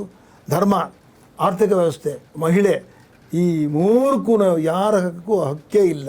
ನೋಡಿ, ಗಾಳಿ ಬೀಸುತ್ತೆ, ಸೂರ್ಯ ಬಿಸಿಲು ಕೊಡ್ತಾನೆ, ಚಂದ್ರ ತಂಪಾಗ್ತಾನೆ, ಮಳೆ ಬರುತ್ತೆ, ಭೂಮಿ ಗಿಡಮರಗಳು ಬೆಳೆಯುತ್ತೆ, ಆಕಾಶ ಸಮೃದ್ಧಿ ಆಗಿದೆ. ಅವಚ್ಛಿನ್ನ ಆಕಾಶ. ಆಕಾಶವಿದೆ, ನಾವೇನು ಮಾಡಬೇಕಾಗಿತ್ತು? ಇದು ನಮ್ಮ ಕೈಲಿ ಮುಟ್ಟೋಕ್ಕಾಗತ್ತೆ ಯಾರು? ಅದು ಯಾವ ರೀತಿ ಸ್ವತಂತ್ರವಾಗಿದೆಯೋ ಇದೆಲ್ಲೂ ಸ್ವತಂತ್ರವಾಗಿ ಭಾರತ ರಾಷ್ಟ್ರದಲ್ಲಿ ನ್ಯಾಯ ಎಂಬುದು ಸುಪ್ರೀಂ ಕೋರ್ಟಿಂದ ಹಿಡಿದು ಕೆಳ ಕೋರ್ಟ್ವರೆಗೂ ನ್ಯಾಯ ಎಂಬುದೇ ಇರಬೇಕು. ನ್ಯಾಯಕ್ಕೆ ವಿರುದ್ಧ ಯಾವುದು ಮಾಡಬಾರ್ದು. ನ್ಯಾಯ, ಆರ್ಥಿಕ ವ್ಯವಸ್ಥೆ, ಮಹಿಳೆಯರನ್ನು ಹಿಂದೆ ಇಟ್ಟು ಈ ರೀತಿಯಲ್ಲಿ ಮಾಡೋಕ್ಕೆ ಹೋದ್ರೆ ಬರೋದು. ಅದು ನೀವು ಮಹಿಳೆಗೆಲ್ಲ ಸಮಾನ ಅವಕಾಶ ಕೊಟ್ಟಿದ್ದೆಲ್ಲ ನಡೀತಿತ್ತ? ಇವೆಲ್ಲನೂ ಕೊಟ್ಟಿಲ್ಲ. ಇನ್ನೂ ಡಿಪೆಂಡೆನ್ಸ್ ಇದೆ ಅವ್ರಿಗೆ. ಹೀಗೆಲ್ಲ ಉಪಯೋಗಿಸಿರೋದು. ಅದರಿಂದ ನನಗೆ ಹೇಳ್ತೀನಿ ಅಂತಂದರೆ, ನಿಮಗೆ ಏನು ಹೇಳ್ತೀನಿ ಅಂತಂದರೆ, ಈಗ ಆಗಿರ್ತಕ್ಕಂಥದ್ದು ತುಂಬ ಶೋಚನೀಯವಾದ ವಿಚಾರ. ಆದಮೇಲೆ ಇದು ರಾಜ್ಯಕ್ಕೆ ಒಂದು ಬೇಸರವೂ ಹೌದು, ಒಂದು ಅವಮಾನಕರವೂ ಹೌದು. ಇದು ಭಾರತ ರಾಷ್ಟ್ರದ್ದೇ ಪ್ರಚಾರ ಆಗ್ತಾಯಿದೆ. ನನಗೇನಪ್ಪ ಅಂದರೆ, ಅಂಥ ವಯಸ್ಸು ದೇವೇಗೌಡರನ್ನ ಇಂಥ ಪರಿಸ್ಥಿತಿ ಬಂತಲ್ಲ, ಬರಬಾರ್ದಾಗಿತ್ತು.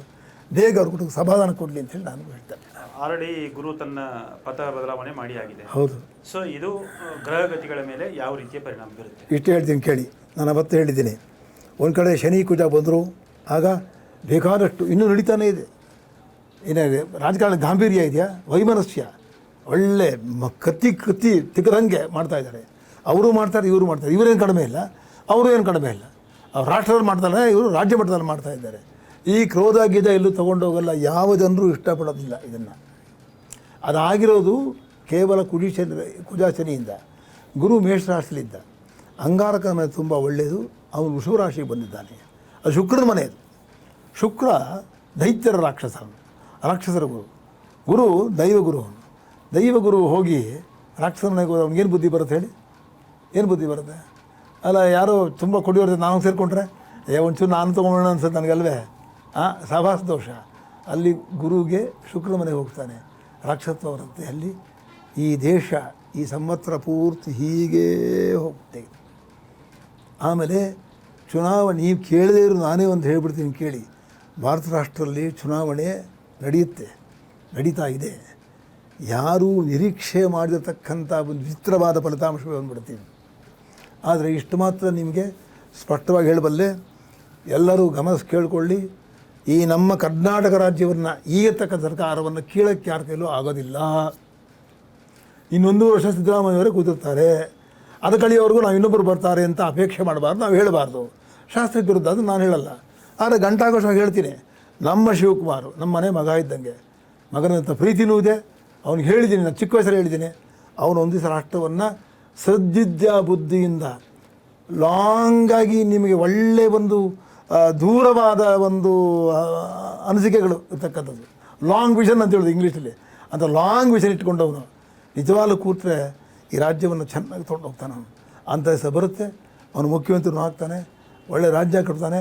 ಅವನಿಗೆ ನಿಮ್ಮ ಮೂಲಕ ನಾನು ಹೇಳ್ತೀನಿ, ಸಜ್ಜನರು, ವಿದ್ಯಾವಂತರು, ಬುದ್ಧಿವಂತರು ಅಂಥವ್ರನ್ನೇ ಇಟ್ಕೋಬೇಕು. ಅವನ ಟೀಮ್ ಏನಿದೆ ಆ ಟೀಮಲ್ಲಿ ಛಿದ್ರ ಮಾಡಿ ತೆಗೆದು ನೋಡಿ, ಋಷಿಗಳ ಸಮುದ್ರಬೇಕು. ಆದರೆ ಒಂದು ಗಾದೆ ಇದೆ, ರಾಜನು ಇರೋದೆಲ್ಲ ಸಜ್ಜನರು ತರ್ತಾರೆ ರಾಜನ್ನ. ಅವನು ಸಹಾಯ ಮಾಡೋದ್ರೆ ಚಂಡಾಲರಿಗೆ.